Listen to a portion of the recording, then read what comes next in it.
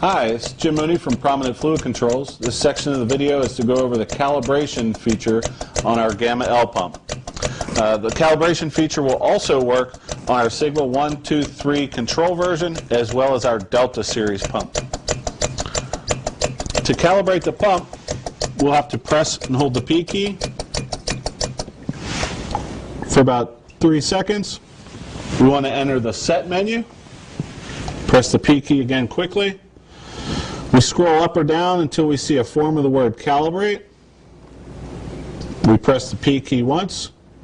Now we have to turn calibration feature on. Press the P key again. Now we want to be pumping from a fixed volume, a known volume amount. We want to be sure that our back pressure is set. The pump is primed. We want to be sure that if we have an auto degassing pump, that volume is accounted for. That's not part of our volume out or volume discharged out towards our process. So now we see that the word start is flashing in the letter P in the top left hand of our display.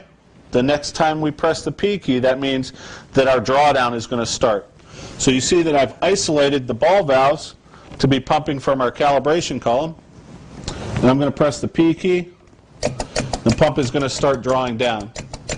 It's important that we've adjusted our stroke length to about where we wanted it to be adjusted, because once we've calibrated, if we change that stroke length by 10% above or 10% below, we're okay. If we exceed that, we're going to get a warning, and it's going to tell us that if we plan to stay at this new stroke length, that we should recalibrate.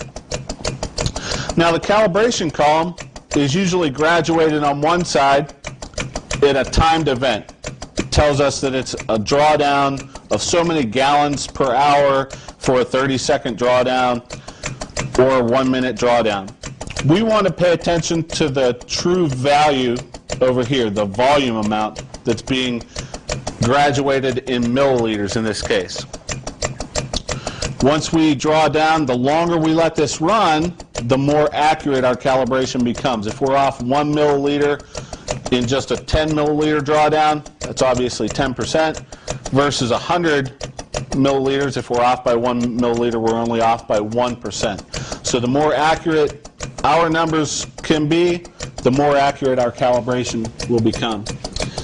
So I'm going to stop it by pressing the P key, not the start-stop button, but the P key. And then I need to measure, see how much I drew down, and convert that to gallons by dividing our milliliters by 3,785. There's 3,785 milliliters in 1 gallon.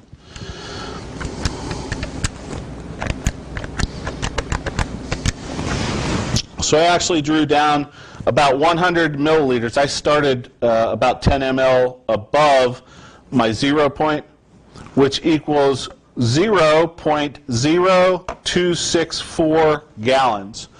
So now you'll see on the display of my pump, my first digit is flashing.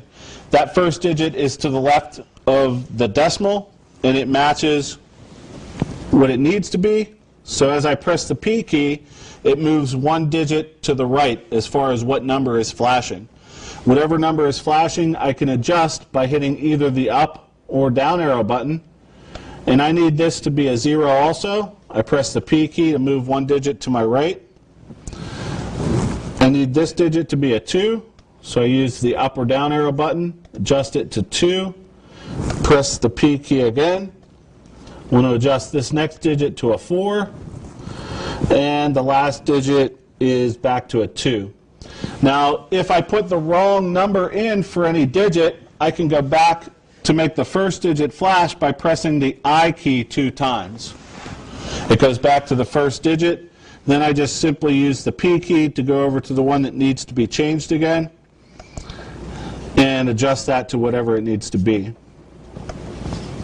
Press the P key again.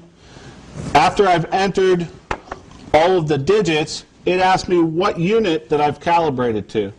Here we see gallon is flashing at the top, or I can calibrate the pump in liters. We've converted the number to gallons, so I'm calibrating in gallons. I press the P key again, and now the pump is calibrated. So with the display, I can scroll through and show the pumping rate. At this setting, I'm pumping about 1.09 gallons per hour. So now I can pump again from my true volume amount. And if I need to adjust that, I can lower it by changing the stroke length as well as changing the speed of the pump. So now I'm right at 1 gallon per hour. 1.02, I can lower it a little bit further and be at right at 1.0 gallons per hour. And that's how we calibrate our Gamma L pump. One of the additional features is it's also totalizing the flow or the amount that we've pumped, so we can keep track of chemical usage that way.